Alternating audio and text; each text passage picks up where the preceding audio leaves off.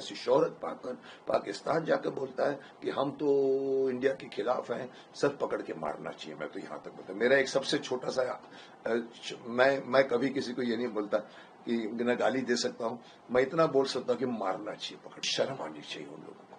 और 100% उसको आने का तो सर छोड़ दीजिए, उन एक्टरों की क्या जरूरत है आपको? वो एक्टर्स कितने भी एक्टर्स हों, 10 एक्टर्स उसमें दिलीप साहब की कॉपी करते हैं। जो पाकिस्तानी एक्टर्स हैं हिंदुस्तान में जब वो आते हैं, उन्हें नाम, पैसा, शोहरत, लोगों का प्यार सब मिलता है, लेकिन जब वो पाकिस्तान रिटर्न चले जाते हैं तो सोशल मीडिया के ऊपर देखा गया है कि वो काफी ज्यादा हेट्रेड फैलाते हैं इंडिया के बारे में।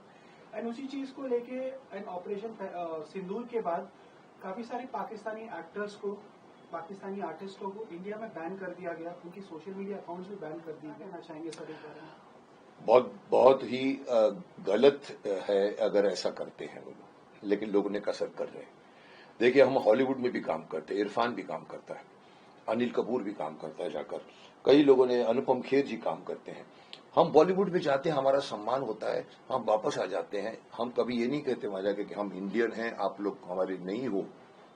हेट्रेड तो छोड़िए, कोई कुछ नहीं बोलता। ये तो देखो, एक्टरों की कोई जात नहीं होती, मैं ये मानता हूं। एक दिलीप कुमार जैसे आर्टिस्ट को हे राम बोलना पड़ता है, और सो खूबसूरत से बोला उन्होंने। मेरे जैसा एक्टर नमाज पढ़ चुका है शूटिंग में। हमारे लिए धर्म कुछ नहीं होता, हमको हर धर्म के किरदार करने पड़ते हैं, इसीलिए एक्टरों की कोई जात नहीं होती। हिंदू मुस्लिम साथ बैठकर इफ्तार करते हैं, जब रोजे के बाद में रात को शूटिंग में 30 दिन तक सब आके बैठते हैं। अरे मुकेश जी आप भी आइए, मैं भी जाके बैठ जाता। सब इसमें अगर एक्टर पाकिस्तानी काम करता था यहाँ पर, ठीक है, काम करने देना चाहिए, क्योंकि एक्टर को अगेन हम बोलते हैं कि हॉलीवुड से भी आ सकता है कोई काम करने को, तो पाकिस्तान से क्यों नहीं। लेकिन अगर पाकिस्तान से वो एक्टर की प्रिंसिपल्स को नहीं समझता, तो उसका विरोध होना चाहिए, उसका बहिष्कार होना चाहिए।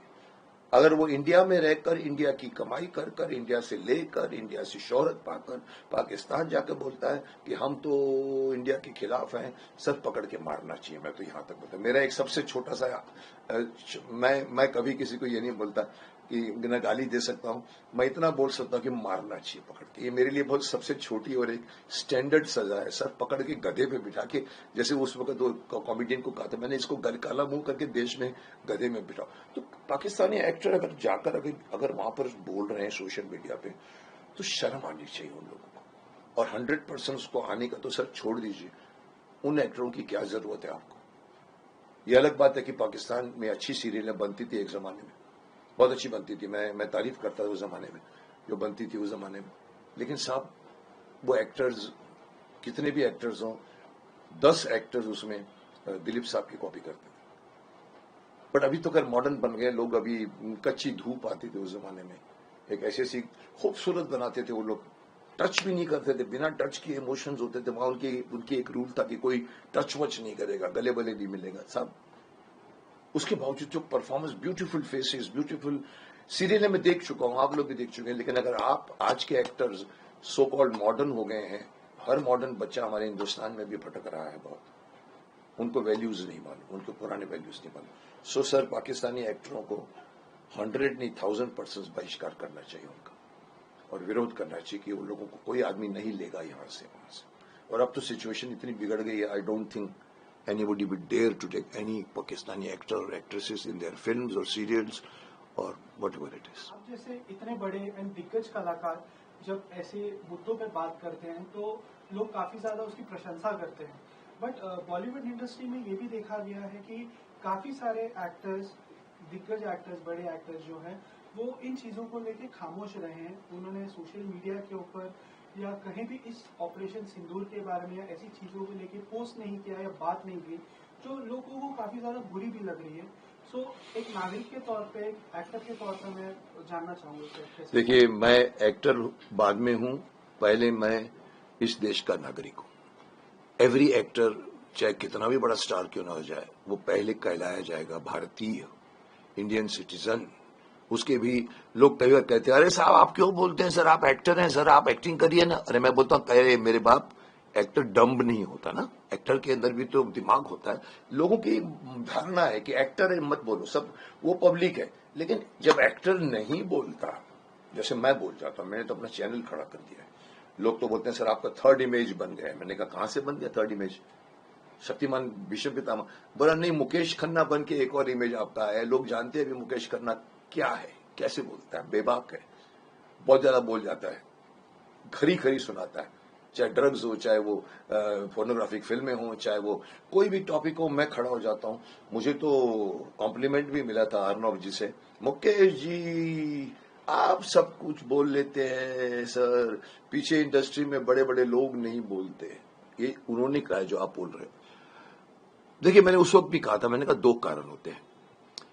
एक तो होता है कि आपको डर है कि आपके कबर्ड में भी कुछ स्केलेटन्स पड़े हुए हैं। अगर आप यहां सीबीआई को क्रिटिसाइज करते हो या इन लोगों के ड्रग्स की बातें करते हो, तो कहीं ऐसा ना हो कि हम सपोर्ट करें, उनके खिलाफ बोले तो हमारे भी कुछ प्रॉब्लम वो लोग निकाल सकते हैं। एक होता है डर, दूसरा होता है कमर्शियल सेंस या कमर्शियल एंगल। हर एक्टर ये सोचता है कि एकता कपूर के खिलाफ अगर मैं बोलूं, she is a very very prospective producer, वो मेरे को काम नहीं देगी। साहब मेरे से भी यही हुआ है, मेरे को किसी ने साफ कहा था। मैंने एक बार कह दिया था, एकता जी आपने तो यहां पर द्रौपदी के टाटू लगा दिया, आपने तो महाभारत का सत्यानाश कर दिया। किसी ने कहा सर काम नहीं देगी। मैंने कहा अभी तक कहां दिया उसने मेरे को काम, और क्या फर्क पड़ता नहीं देगी तो। सब ये एक्टर नहीं सोचते, इसीलिए हर एक्टर बोलने के पहले सोचता है। जैसे आप पॉलिटिशियन, मैं पॉलिटिशियन नहीं बन सकता। पॉलिटिशियन कौन होता है?